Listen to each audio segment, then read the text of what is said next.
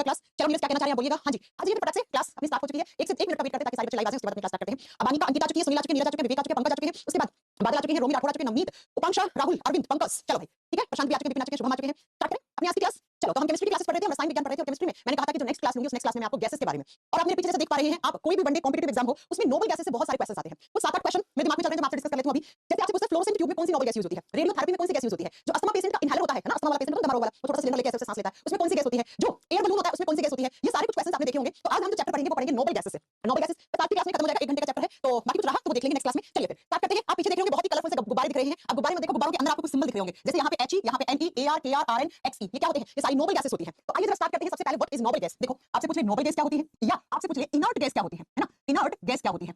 हिंदी में इसको बोलेंगे अक्रिय गैस। अक्रिय गैस पूछे या उत्कृष्ट गैस पूछे कि भाई उत्कृष्ट गैस किसको कहते हैं या अक्रिय गैस किसको कहते हैं, आपका आंसर सेम होगा। बहुत ध्यान से समझने की कोशिश करना, कमेंट्स में आपके बाद में देखूंगी, ठीक है।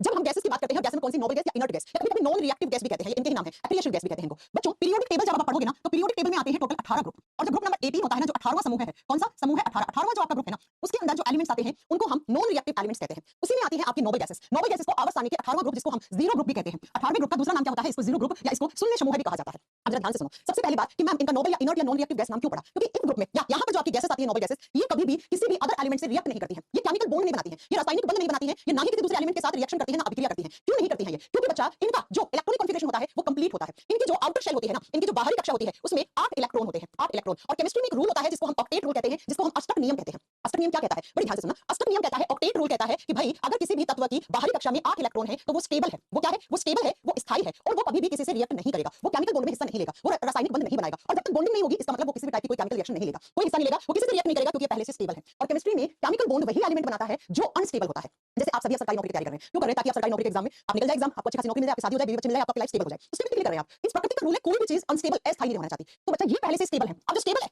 अगर आपके पास बहुत सारे पैसा होता है, आपके पास बहुत बड़ा बिजनेस होता है, आपके मम्मी पापा के द्वारा बनाया हुआ, जैसे अंबानी अडानी को मिला, तो वो उनके बच्चे भी सरकारी नौकरी की तैयारी करते हैं ना, नहीं करते ना, तो ये अंबानी और अडानी के बच्चे हैं, मतलब ये स्टेबल है पहले से, इन्हें बिल्कुल भी किसी भी तरीके का केमिकल बॉन्ड बनाने की जरूरत नहीं है, ये किसी भी रासायनिक प्रक्रिया में हिस्सा नहीं लेते हैं, इसीलिए हम इनको नोबल गैसेस या इनर्ट गैसेस या नॉन रिएक्टिव गैसेस कहते हैं। और ये कहां आती है, पीरियोडिक टेबल के ग्रुप नंबर 18 में आती है, 18 में आती है। इनकी वैलेंसी 0 होती है, ये सब आप आगे पढ़ोगे, फिलहाल इतना जानना जरूरी है, मैंने बता दिया। ये स्थायी होते हैं, ये बिल्कुल भी किसी भी तरीके के आपके केमिकल रिएक्शन में हिस्सा नहीं लेते हैं। अब कौन-कौन से होते हैं वो सुन लो। नंबर 1 पे आता है हीलियम। नंबर 1 पे मतलब इस ग्रुप में नंबर 1 पे हीलियम का सिंबल He होता है। नंबर 2 पे आता है यहाँ पे नियोन। नियोन का सिंबल बस ये फर्स्ट के दो ये उठा के डाल दो, इनके सिंबल हो जाएंगे। नियोन। उसके बाद आता है बच्चा आर्गन। आर्गन Ar हो जाएगा। उसके बाद आता है क्रिप्टोन। क्रिप्टोन तीन नाम हिंदी में है, क्रिप्टोन Kr आ जाएगा। उसके बाद आता है जेनोन। जेनोन इसको हिंदी में जिनोन बोला जाता है, ठीक है, जिनोन, और इसका सिंबल Xe हो जाएगा। देन आता है बच्चों रेडोन। देन आता है रेडोन, ये सब कुछ नोट डाउन करना है आपको, ठीक है, रेडोन। और रेडोन का सिंबल Ra मत कर देना, Ra रेडियम का होता है, इसका R और N लेना है यहाँ से, तो Rn हो जाएगा। और लास्ट में आता है ऑर्गेनेसन। ऑर्गेनेसन, और जिसका सिंबल होता है Og। Og ये रहे आपके कौन सी गैसेस, आप बताओगे बच्चा, नोबल गैसेस, ये आपकी नोबल गैसेस है। कौन-कौन सी, helium, neon, argon, krypton, xenon, radon, oganesson. अब ऑर्गेनेसन के बारे में हमें नहीं पढ़ना है, ये सबसे नया नोबल गैस है, लेटेस्ट जिसकी खोज हुई थी। और ये खोज नहीं बताऊं, ये बनाया गया है, ये मैन मेड है। ये क्या है, मैन मेड नोबल गैस है, यानी कि इसको इंसान के द्वारा बनाया गया है लेबोरेटरी में, इसलिए इसके बारे में ज्यादा जानकारी नहीं है, इसलिए वनडे एग्जाम्स में इससे क्वेश्चन भी नहीं आएगा किसी भी सरकारी नौकरी के एग्जाम की तैयारी। तो हमें जो पढ़ने हैं वो हीलियम से लेके रेडोन तक पढ़ने हैं, ये पढ़ने, ठीक है बच्चों, समझ में आ गई है ना। अब जरा बात करते हैं, थोड़ी सी आगे चलते हैं, सुनो मेरी बात को। नोबल की बातें पढ़ेंगे, पहले मैं आपको कुछ बेसिक चीजें बताती हूं। ये आपका अर्थ क्रस्ट है ना, कुछ क्वेश्चन आपसे पूछूंगा, आप लोग जवाब दोगे, क्योंकि आप ज्योग्राफी वगैरह पढ़ते हो। ये आपका अर्थ क्रस्ट है। अर्थ क्रस्ट को आप हिंदी में बोलते हो भूपर्कटी। नोबल गैस पे आएंगे, थोड़ी देर के बाद आएंगे, कुछ क्वेश्चन पूछ लूंगा आपसे जो आपके यहाँ से जानने जरूरी है। अर्थ क्रस्ट की कितनी हाइट तक हमें गैसेस मिलती है, जरा बताओ मुझे कि अर्थ क्रस्ट की कितनी हाइट तक, तो आपने पढ़ा होगा कितनी ऊंचाई तक, 400 किलोमीटर तक हमें क्या मिलती है, गैसेस मिलती है ना। तो ये आपका यहाँ से लेकर यहाँ तक की ये जो हाइट है, यहाँ तक आपका 400 किलोमीटर, यानी कि अर्थ क्रस्ट से हमें 400 किलोमीटर तक हमें गैसेस मिलती है। इस एटमॉस्फेयर में, इस वातावरण में आपको गैसेस मिलती है, ठीक है, समझ में आ गई मेरी बात। कुंदन जी कह रहे 18 किलोमीटर तक, कुंदन जी मरवाओगे क्या, हाँ ऑक्सीजन की कमी हो जाएगी, मर जाएंगे, ठीक है। तो अर्थ क्रस्ट यानी भूपर्कटी से एटमॉस्फेयर में कितना 400 किलोमीटर तक हमें गैसेस मिलती है। जब हम इन गैसेस की बात करते हैं तो 100% गैसों में सबसे ज्यादा, आप सभी जानते हो, हमारे एटमॉस्फेयर में नाइट्रोजन गैस होती है। क्वेश्चन सुनते जाना, कभी क्वेश्चन आया था एग्जाम में, नाइट्रोजन गैस होती है, और नाइट्रोजन गैस कितना परसेंट, 78% में होती है, ये बात जानते हो, 78% में। उसके बाद दूसरी जो सबसे ज्यादा गैस है नाइट्रोजन के बाद वो है ऑक्सीजन। ऑक्सीजन का परसेंटेज होता है 21% है, और जो बचा हुआ 1% है इसमें अदर गैसेस आती हैं, इनमें अन्य गैसेस आ जाती हैं, अन्य में आपकी सारी आ जाएंगी, ठीक है, जो भी बची वो सारी कार्बन डाइऑक्साइड वगैरह सब यहीं आ जाएंगी। और अदर गैसेस में सबसे ज्यादा कौन सी है, अदर गैस में 1% में बचा। अब इस 1% में सबसे ज्यादा कौन सी होती है, और यही एग्जाम का क्वेश्चन है, इसमें सबसे ज्यादा 0.93% में आपकी आर्गन होती है। बच्चों आप सोच रहे हो कि मैम ऐसा एग्जाम में क्वेश्चन आता है, एसएससी ने ये क्वेश्चन पूछा हुआ है, कितना थका हुआ क्वेश्चन है, एसएससी ने पूछा हुआ क्वेश्चन है, ठीक है। मैंने क्या कहा, मैंने कहा अर्थ क्रस्ट से 400 किलोमीटर की हाइट तक हमें गैसेस मिलती हैं। इन गैसों में सबसे ज्यादा नाइट्रोजन 78% में होता है, उसके बाद ऑक्सीजन 21% में, अन्य गैसेस सारी मिला के 1% में आती है, और 1% में सबसे ज्यादा आर्गन होती है। अब थोड़ी देर पहले मैंने ये बताया आर्गन क्या है, आर्गन एक नोबल गैस है या नहीं है, दिखाया ना, आर्गन एक इनर्ट गैस है, आर्गन एक अक्रिय या उत्कृष्ट गैस है। तो आपसे क्वेश्चन पूछ ले एग्जाम में कि नोबल गैसेस में सबसे ज्यादा गैस कौन सी होती है, तो बच्चा नोबल गैस में ये सबसे ज्यादा है, कौन सी, आर्गन सबसे ज्यादा अक्रिय गैस है, ये जो हमने अभी पढ़ाई ना, helium, neon, argon, krypton, radon और ज़ीनोन, इनमें most abundant noble gas among all noble gases में कौन सी, आर्गन है, ये क्वेश्चन पूछा हुआ है।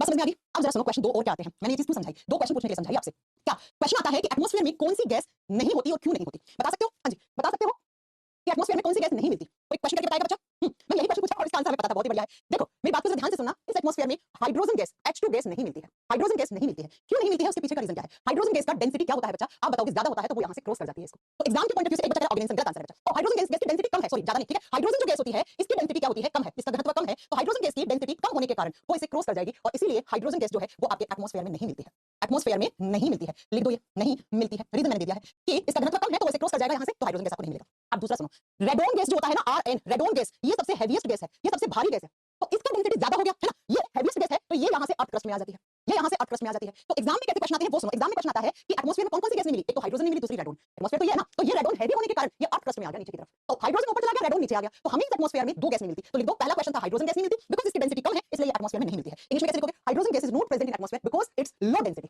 हिंदी में लिख लेना, क्या हाइड्रोजन गैस का घनत्व कम होने के कारण वो वातावरण में या एटमॉस्फेयर में हमें नहीं मिलती है। अब दूसरा लिखो, रेडोन गैस भी नहीं मिलती है, radon gas is also not present in atmosphere because because it is heaviest gas, it is heaviest gas। Hindi में वाले बच्चे लिखो, रेडोन गैस भारी होने के कारण वातावरण में नहीं मिलती है, लिख दो, रेडोन गैस भारी होने के कारण, हैवी होने के कारण, भारी होने के कारण वातावरण में नहीं पाई जाती है, वातावरण में नहीं पाई जाती है, नहीं पाई जाती है, ठीक है बच्चों, नहीं पाई जाती। चार क्वेश्चन करवा दिए मैंने, कैसे कैसे, दो क्वेश्चन तो ये कि कौन कौन सी गैस एटमॉस्फेयर में नहीं मिलेंगी, हाइड्रोजन और रेडोन, हाइड्रोजन क्यों नहीं मिलेगी, रेडोन क्यों नहीं मिलेगी, दोनों के कारण ये रहे, आप दोनों को नोट डाल के लिख लेना। तीसरा क्वेश्चन आता है कि अदर गैसेस में सबसे ज्यादा अक्रिय गैस कौन सी है, तो आपको बताना है वो आर्गन है, वो आर्गन है। और चौथा क्वेश्चन इसी में छुपा हुआ है, चौथा क्वेश्चन क्या है कि लाइटेस्ट गैस कौन सी है, लाइटेस्ट गैस जिसका डेंसिटी सबसे कम होगा वही तो सबसे हल्की गैस होगी, तो सबसे हल्की गैस कौन सी है, हाइड्रोजन गैस, तो लिख दो लाइटेस्ट गैस इज हाइड्रोजन। ये चार क्वेश्चन थे बच्चा, सबसे हल्की गैस हाइड्रोजन होती है, सबसे हल्की गैस हाइड्रोजन होती है, लेकिन हाइड्रोजन को हर जगह नहीं लेके जा सकते बिकॉज़ आग लगा देगी, बिकॉज़ ये आग लगा देगी, ठीक है, समझ में आ गया, चलिए आगे।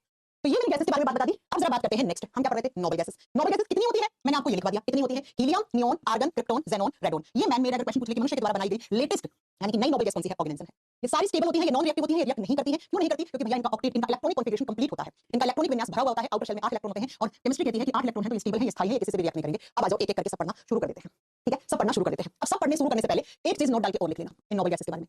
नोबल गैसेस मोनो एटॉमिक होती है, मोनो एटॉमिक, अच्छा ऐसे पूरा सेंटेंस बना के लिखोगे तो कहोगे मैम हम नोट्स कैसे बनाएं, है ना, उन लोगों की भी प्रॉब्लम है। लिखो नोबल गैसेस या इनर्ट गैस लिखो, मैं बात एक ही है, noble gases are mono atomic gases. अब ये मोनो एटॉमिक का क्या लफड़ा है, आपसे एग्जाम में कैसे क्वेश्चन पूछे, पहले हिंदी में लिखो, अक्रिय गैस एकल परमाणुक होती है, या सभी अक्रिय गैस, सभी लगा दो आगे और लगा दो, अक्रिय गैस एकल परमाणुक होती है। अब ये एकल परमाणुक क्या होती है, आपने क्वेश्चन देखे ना बच्चा, ऐसे जैसे मैं आपको क्वेश्चन बना के देती हूं, क्वेश्चन आता है oxygen, CO2, H2, HE, HE लिखो सर, बाद में ये H2 के बाद में समझाऊंगा आपको, उस टाइम में से कौन सी मोनो एटॉमिक गैस है, एकल परमाणुक कौन सी है, कौन सी डायएटॉमिक है, मैं आपको कॉन्सेप्ट समझा देती हूं, फिर कैसे क्वेश्चन आ जाए आप सही कर दोगे, ठीक है, ठीक है। कि कौन है, कौन कह रहा है कि ये मैम ये कैमरा ठीक कर लो, क्वालिटी सही नहीं आ रही है, 1 मिनट बाबा, इससे अच्छी क्वालिटी कहां लोगे तुम, उज्जवल अपना नेट चेक करो, अपना इंटरनेट चेक कर लो उज्जवल, ठीक है, इससे अच्छी क्वालिटी नहीं मिलेगी आपको, मेरी तरफ से कोई प्रॉब्लम नहीं, आपका इंटरनेट खराब होगा।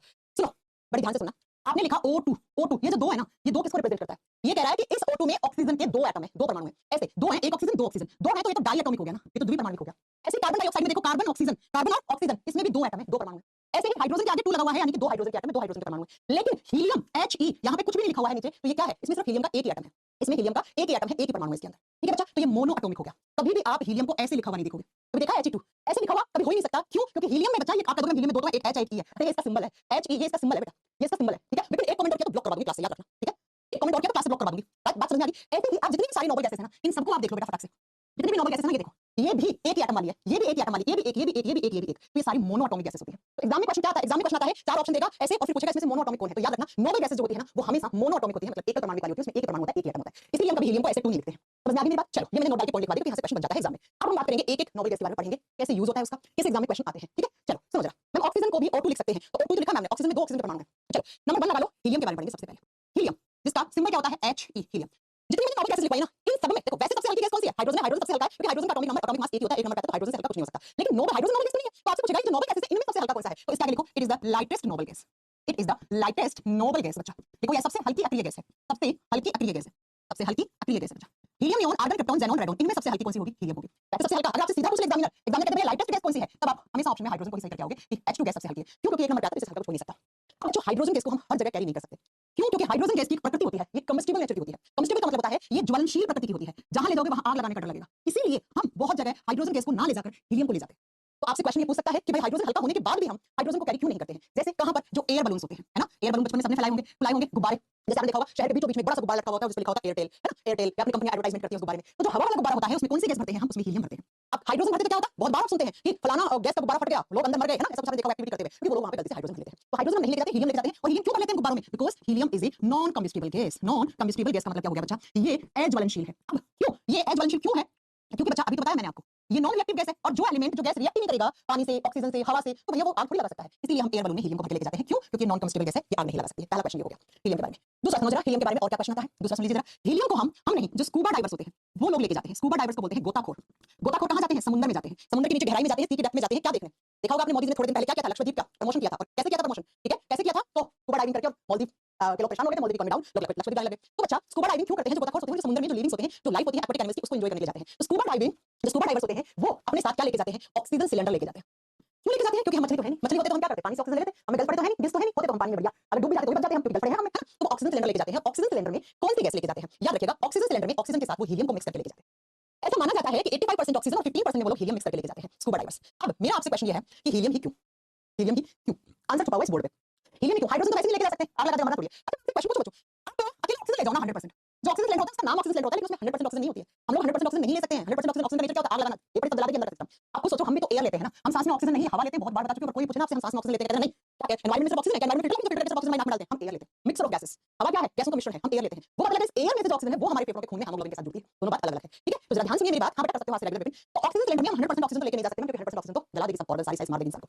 दूसरा, ऑक्सीजन के साथ हमने हीलियम को ही क्यों लेके गए? तो बच्चा दो इसके पीछे रीजन है। एक तो helium is non reactive gas, अकेली गैस है, नॉन रिएक्टिव गैस है, यानी कि ये अकेली है गैस है। और दूसरा बच्चा याद रखिएगा, हल्का तो है, चलो हल्की तो है, मैंने लिख दिया, चलो लिख दिया, हल्की है। जो मेन यहाँ पे कारण होता है ना ले जाने का, वो ये है कि हीलियम हमारे खून में लेस सोल्यूबल गैस होती है। इसकी सोल्युबिलिटी कम होती है, लेस सोल्यूबल गैस है ये कम घुलनशील गैस है। ये घुलेगी नहीं हमारे खून में, और हमारे खून में तो हमें घोलना किसको है? ऑक्सीजन को घोलना है। हमें कौन सा हीलियम को घोलना है? क्यों बोलेंगे हीलियम को? हमें तो ऑक्सीजन चाहिए ना हमारे सेल्स को, तो ऑक्सीजन जिंदा रहते हैं ना। तो बच्चा अगर आपसे कोई भी एग्जामिनर क्वेश्चन पूछ ले कि आप जो स्कूबा डाइविंग में ऑक्सीजन सिलेंडर यूज करते हैं उसमें हीलियम की क्यों, तो बताना ये लेस सोल्यूबल गैस है। और जब सोल्यूबल कम है, कम घुलेगी, तो जितनी ली है उतनी ही एज इट इज वापस बाहर आ जाएगी और बबल क्रिएट नहीं करेगी। इसलिए हम इसको सोल्यूबल गैस, सोल्यूबिलिटी कम होने की वजह से हम इसको स्कूबा डाइवर्स के अंदर ऑक्सीजन सिलेंडर भर के लेके जाते हैं। यही रीजन होता है कि कोई अस्थमा पेशेंट है, अस्थमा पेशेंट है, अस्थमा पेशेंट यानी कि दमा रोग वाला कोई आदमी है, उसको सांस की कमी है, तो वो भी क्या रखता है? वो भी अपने पास ऑक्सीजन सिलेंडर, लेकिन उसका ऑक्सीजन सिलेंडर जिसके अंदर लगा हुआ होता है उसको इनहेलर कहते हैं। इनहेलर रखता है अपने पास, देखा ना पंप। पहले तो बहुत ऐसे पंप आते थे, आजकल पता है बहुत मॉडर्न से पंप आ गए, उसके अंदर कैप्सूल लगाते हैं, कैप्सूल में सॉल्यूट फॉर्म में होता है, खटावा जाती है, उसे ले लेते हैं, तो उसको इनहेलर कहते हैं। तो उस इनहेलर में भी वो क्या करता है? वो अपने ऑक्सीजन के साथ इसको हीलियम को रखता है। अगेन रीजन यही है, कम घुलनशील है। भाई हमें तो इसको बोलना है ना हमारे खून में, हमें तो बोलना ही नहीं है। अब इसको साथ में क्यों लेके जा रहे हैं? क्योंकि भाई 100% ऑक्सीजन नहीं ले सकते, 100% ऑक्सीजन तो मार देगा ना हमें, यहीं से यहाँ से नीचे तक ही मार देगा, इसलिए हम इसको मिक्स कर लेते हैं। ठीक है बच्चों, पहला क्वेश्चन, दूसरा क्वेश्चन, तीसरा क्वेश्चन, चौथा क्वेश्चन, पांचवा क्वेश्चन, छठा क्वेश्चन, ये 6 क्वेश्चंस आपके हीलियम से बने थे, ये मैंने आपको करवा दिए हैं। चलें आगे। हाँ जी, एक क्वेश्चन और है जो आप लोगों ने पढ़ा है, नहीं पढ़ा तो लिख लो। हीलियम गैस सन सरफेस पे भी पाया जाता है, लिख देना, it is also present on surface of sun. यह सूर्य की सतह पे भी पाया जाता है, सूर्य की सतह पर भी पाया जाता है। और आप जानते हो कि सूर्य की सतह पे दोनों ही हल्की गैसेस हैं, कौन-कौन सी? एक हाइड्रोजन गैस और दूसरी कौन सी? Helium gas. हाइड्रोजन और हीलियम गैस दोनों ही सन की सरफेस पे पाई जाती है। किस रेशियो में पाई जाती है? ये कोई बच्चा मुझे बता सकता है? हो गया जिस बोर्ड को। ये पाई जाती है 3:1 के रेशियो में, 3:1 के रेशियो में ऐसे पाई जाती है बच्चा, हाइड्रोजन और हीलियम गैस। ठीक है? हां, राजन ने बिल्कुल सही आंसर दिया, बिल्कुल सही आंसर दिया राजन ने। चलिए हीलियम से बनने वाले सारे क्वेश्चन करवा दिए मैंने। तो पहला नोबल गैस कंप्लीट, बनने वाले क्वेश्चंस कंप्लीट। आ जाओ दूसरे नोबल गैस पे। दूसरा नोबल गैस आता है नियोन। आजकल बहुत चल रहे हैं नियोन कलर चल रहे हैं, नियोन ग्रीन, नियोन ऑरेंज, है ना? देखिए ना ब्राइट से कलर लगता है, नेल पे लगा रखी है, it's neon colour. No it's not orange, it's neon colour, है ना? चलो neon symbol and atomic number, आपको बाद में पीरियड में करवा दूंगा, नहीं करनी आपको। नियोन कहां काम आता है? नियोन कहां काम आता है? तो सबसे पहला जो आपसे एग्जाम में पूछता है वो आता है जो डेंजरस लाइट होती है, जहां पर भी डेंजर सिग्नल होते हैं। डेंजर सिग्नल का मतलब है खतरनाक चिन्ह। देखते हो ना हॉस्पिटल जाते हो, वहां पे क्रॉस का निशान लगा हुआ होता है, आप और देखते हो एम्बुलेंस के बाहर लगा हुआ होता है ना? डेंजर का मतलब है खतरनाक चिन्ह, जहां पर भी खतरा होता है भैया, वहां पर क्या होता है? खतरा लाल कलर से, रेड कलर से लिखा हुआ होता है, और उसके अंदर कौन सी गैस भरी जाती है? नियोन। अब अगर आपसे पूछ ले सबसे पहला तो ये कि खतरे के निशान हमेशा लाल कलर के क्यों होते हैं? तो फिजिक्स में आपने पढ़ा है, इसके पीछे दो रीजन है, स्कैटरिंग का, है ना? बिखरेगा नहीं, आपको पता है, इसका प्रकीर्णन की वजह से, स्कैटरिंग की वजह से बिखरता नहीं है, और दूसरा इसकी वेवलेंथ, है ना? ये फिजिक्स का चैप्टर, आप फिजिक्स से पढ़ लोगे, इसकी तरंगदैर्घ्य ज्यादा होती है तो दूर से दिख जाता है, ये मैंने पढ़ाऊंगी, ठीक है? हालांकि मैंने पढ़ाई दिया है, फिर क्या मैं नहीं पढ़ाऊंगी। तो खतरे के निशान हमेशा लाल कलर के क्यों होते हैं? तो उसके पीछे दो रीजन है, लेकिन खतरे के निशान जहां भी होते हैं उसके अंदर नियोन भरा जाता है, इसलिए वो अंधेरे में चमकते रहते हैं। दूसरा, आजकल लोग क्या कर रहे हैं? एडवर्टाइजमेंट करते हैं, है ना? एडवर्टाइजमेंट में भी आपने देखा होगा, विज्ञापनों में रात को दुकान खोली, दुकान के बाहर लिखा हुआ है मैकडी, और रात को चमक रहा है अंधेरे में, है ना? तो विज्ञापनों में भी वो चमक, रात में जो चमक है विज्ञापनों में, वो किसकी वजह से है? वो इसी नियोन गैस की वजह से है। तो अंधेरे में कोई भी डेंजर सिग्नल, कोई भी एडवर्टाइजमेंट किसी दुकान के बाहर लिखा हुआ है वो चमक रहा है, तो वो नियोन की वजह से ही चमक रहा है। ये हो गया आपका दूसरा। नेक्स्ट, नियोन यूज होता है फ्लोरोसेंट ट्यूब्स में, फ्लोरोसेंट ट्यूब्स में। अब फ्लोरोसेंट ट्यूब क्या होती है भाई? Tube light, tube light. आजकल तो एलईडी आ गई, पहले वाली ट्यूबलाइट को कोई यूज ही नहीं करता है अब, है ना? तो पहले वाली ट्यूबलाइट को आप फ्लोरोसेंट ट्यूब कहते थे, हिंदी में सेम नाम होगा, ये फ्लोरोसेंट ट्यूब में भरा जाता था, ठीक है? भरा जाता था। आजकल तो क्या आ गई? एलईडी बल्ब आ गए, जला लेते हो, ठीक है? नेक्स्ट, नियोन कहां काम आता है? बेकन्स लाइट बनाने में।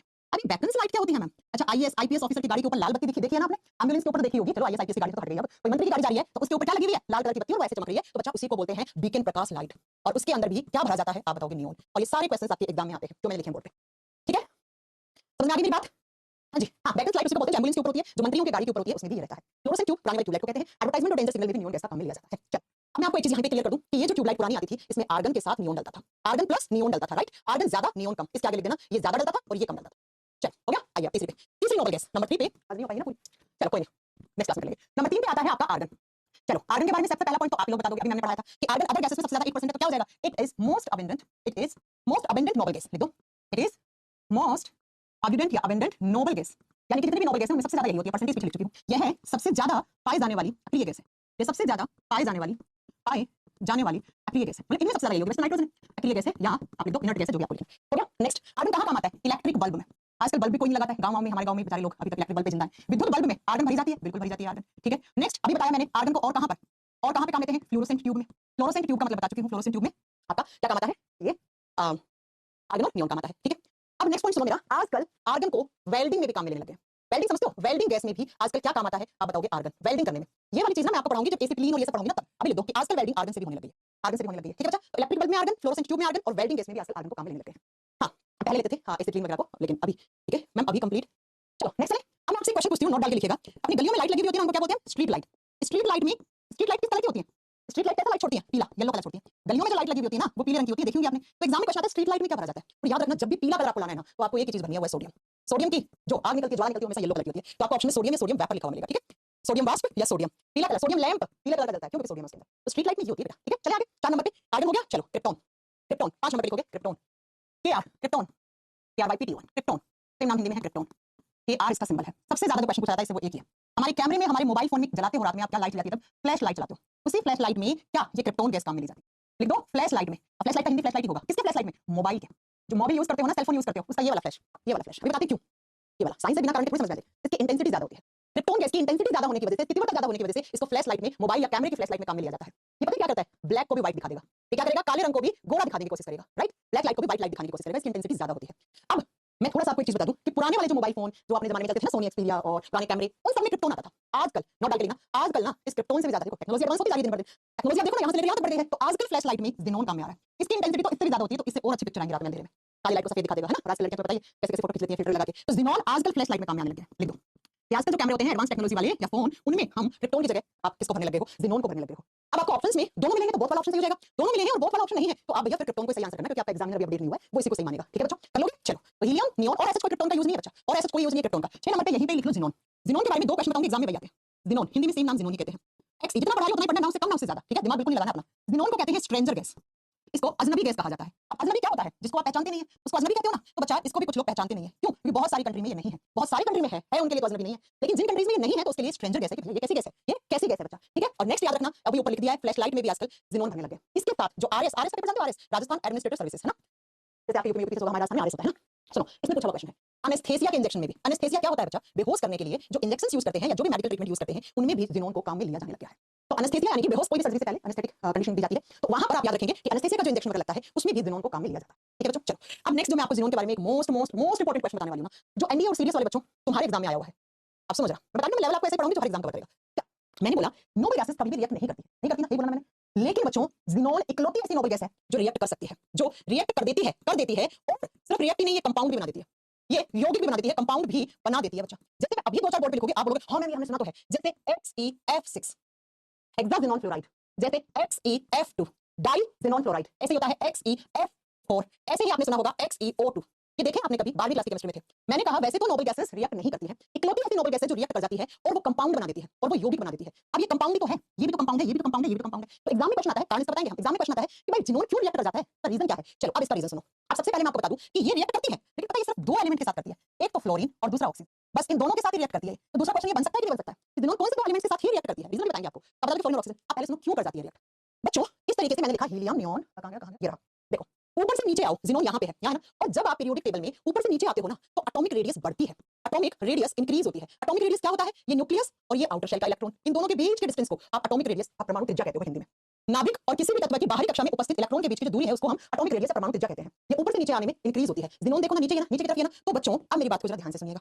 क्या कि एक तो ये एटम है, इस तरीके से इसका ये इतना सा डिस्टेंस है, डिस्टेंस कम है, और एक ये हो गया इतना बड़ा एटॉमिक रेडियस, डिस्टेंस ज्यादा है। अब जितना ज्यादा डिस्टेंस होगा उतना ही ज्यादा इस वैलेंस इलेक्ट्रॉन के ऊपर ये फोर्सेस कम लगेंगे, ये फोर्सेस कम लगेंगे, बल कम लगेंगे, और जिसकी वजह से ये इलेक्ट्रॉन ना रिएक्ट कर जाता है। ये वैलेंस इलेक्ट्रॉन केमिकल बॉन्ड बना जाता है, रासायनिक बॉन्ड बना जाता है, और केमिकल बॉन्ड बनेगा तो कंपाउंड बनेगा। तो बच्चों ये डिस्टेंस ज्यादा होने की वजह से ज़ेनॉन का ये इलेक्ट्रॉन केमिकल बॉन्ड बना देता है, लेकिन सिर्फ किसके साथ? फ्लोरीन और ऑक्सीजन के साथ। अब आप बोलो मैं फ्लोरीन और ऑक्सीजन ही क्यों? बिकॉज़ ये दोनों केमिस्ट्री में हाईली इलेक्ट्रोनेगेटिव एलिमेंट होते हैं। These are highly electronegative element. ये तो तैयार बैठे हैं हरामखोर हैं, ये तो कह रहे मिल जाए हमें कोई भी, है ना। देखिए ना कैसे भी लोग मिल जाए हमें कोई भी चलेगी ना, तलाकशुदा भी चलेगी, वही बात है। हाईली इलेक्ट्रोनेगेटिव एलिमेंट्स हैं ये केमिस्ट्री के। बात समझ में आ गई? ये सबसे अधिक वैद्युत ऋणात्मक तत्व हैं या वैद्युत ऋणी तत्व हैं, ऐसे लिख लो। इसलिए बच्चों ज़ेनॉन ना फ्लोरीन और ऑक्सीजन के साथ क्रिया करके कंपाउंड यानी यौगिक बना सकता है। और ये बहुत शानदार क्वेश्चन है for railway and NDA CDS as well as.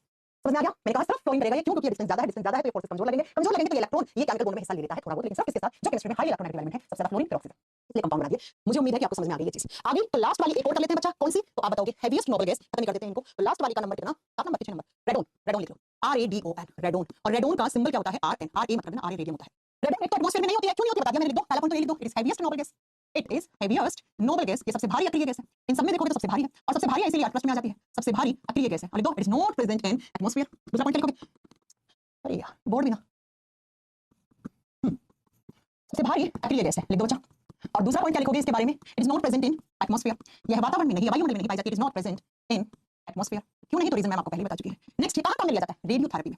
It is used in radiotherapy, radio विकिरणों में कैंसर के ट्रीटमेंट में काम आती है। कीमोथेरेपी, रेडियोथेरेपी, ये सब कहां पे काम में ली जाती है? ये सब आपकी कैंसर के उपचार में। तो लिख दो रेडियो विकिरणों में, रेडियो विकिरणों में, रेडियोथेरेपी में। और दूसरा, अच्छा इसमें तो कैंसर ट्रीटमेंट, ठीक है, कैंसर के उपचार में। दूसरा, ये एक्सरे मशीन में भी होती है। एक्सरे करवाया होगा कभी ना कभी, ठीक है? तो एक्सरे वाली मशीन से बच्चों को दूर रखा जाता है, एक्सरे का रूम अलग से होता है, उसमें किसी और अदर पेशेंट को साथ में अलाउड नहीं होता है। क्यों? क्योंकि भाई प्रॉब्लम कर देगा ना, है ना, प्रॉब्लम कर देगा। क्यों? क्योंकि इकलौती आपकी नोबल गैस है जिसमें से रेडियो एक्टिव नेचर की होती है। It is radio active gas. अब ये रेडियो एक्टिव एलिमेंट क्या होते हैं तो बाद में पढ़ेंगे, ठीक है? रेडियो सक्रिय गैस है बच्चा, ये रेडियो एक्टिव गैस है, रेडियो सक्रिय गैस है, इस बात को नोट कर लो। ये लो, ये रेडियो एक्टिव है इसलिए डेंजर है, इसलिए ना ही तो रेडियोथेरेपी रूम में आपको अलाउड करते हैं, ना ही एक्सरे मशीन के आसपास आपको रहने की इजाजत दी जाती है। ये लो, और मैं आपको बता दूं, जब कहीं पर भी क्या आता है, अर्थक्वेक आता है, तो थोड़ी बहुत वहां पे रेडोन गैस निकल जाती है। अर्थक्रस्ट में है ना, आ जाएगा फटके बाहर थोड़ा सा। तो भूकंप वगैरह आप लिखे ना कि जब भूकंप वगैरह आता है, अर्थक्वेक वगैरह आता है, ठीक है, तो उसमें हल्की फुल्की रेडोन गैस बाहर आ सकती है, बाहर आ सकती है, क्योंकि अर्थक्रस्ट में ना हेवी होने के कारण।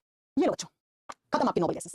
मैं क्या पढ़ा है, सारे क्वेश्चन बता दिए हैं नोबल गैसेस से जो जो आते हैं, ठीक है? वैसे मैं थोड़ा सा और भी मुझे पढ़ाना था, नोबल गैस के बारे में नहीं पढ़ाऊंगा, खत्म हो गया। आंसू गैस कौन सी होती है, टीयर गैस ना, ये सब एक अलग से हम लेंगे क्लास रखेंगे तो बता देंगे। किसी नोट्स बना लेना, सब पढ़ा दिया, helium, neon, argon, krypton, radon, xenon. Organism हम नहीं पढ़ेंगे, वो मैन मेड है, उस को यूज नहीं है, ना ही आज तक किसी एग्जाम में पूछा हुआ क्वेश्चन है। इनके सारे का नाम, सिंबल क्यों बोलते हैं, इनके यूजेस, ये सब आपको पता होना चाहिए, ठीक है बच्चों? कौन सी ज्यादा है, कौन सी कम है, कौन सी कहां यूज में जाती है, ये सारे आपको नोट डाउन करना है, ठीक है? हाँ, भूकंप आता है तो रेडोन गैस निकल सकती है, बिकॉज़ अर्थ क्रस्ट से निकल जाती है। हो गया? आपका एग्जाम है ना भाई मेरे विपिन, तो इतना लेट क्यों जाते हो आप? एक ही बात है मैम, विपिन ने आज कमेंट करके परेशान कर दिया, हम सिलेबस कम होगा। अरे भाई रुक जाओ, आपका एग्जाम है, बाकी सबका नहीं है, ठीक है? मैं अपने हिसाब से पढ़ाऊंगी, मैं आपके एग्जाम की वजह से सिलेबस खींच नहीं सकती, समझ रहे हो? मैं नहीं खींच सकती, मुझे जैसे पढ़ाना है मैं उतना ही पढ़ाऊंगी। पहली क्लास में बता दिया था केमिस्ट्री की 45 से 50 क्लास होंगी, नहीं सुन सकते तो फिर से सुन लो। अब कितनी क्लास होगी तो देख लो, कितना सिलेबस हो गया, इतना रेशो तो निकाल लोगे आप, है ना? और बायोलॉजी की 80 से 90 घंटे की क्लास होगी, अब देख लो, देख लो कितना हो गया सिलेबस, अब मत पूछना इसके बाद, ठीक है बच्चों? अब नेक्स्ट क्लास में हम एक नया चैप्टर शुरू करेंगे, मुझे उम्मीद है कि आपको मेरे द्वारा पढ़ाया हुआ अच्छा लग रहा होगा, क्योंकि अगर अभी भी नहीं समझ में आ रही है साइंस, तो इससे बेसिक कोई नहीं पढ़ा सकता, फिर नहीं आ सकती आपको साइंस समझ में। ओके बच्चों, चलो मिलते हैं नेक्स्ट क्लास में। Thank you so much, bye bye, take care, bye bye, take care. तुम ब्लॉक हो गया और कितना टाइम लगेगा, तो मेरा रेशो नहीं निकलना, रेशो नहीं निकल पा रहे तुम्हें, घंटे तो मैंने बता दिए, क्या हो गया आज के यूथ को? तुम लोग सच्ची बात पूछ लो, इतना हम हमारे मास्टर से पूछते थे, धो डालते थे, क्लास से बाहर निकलते थे, अभी तक तो घर पे फोन हो जा चुका होता, अभी तक पेरेंट्स के पास चिट्ठी जा चुकी होती। चलो बच्चों, समझ, नेक्स्ट क्लास में मिलते हैं आपसे।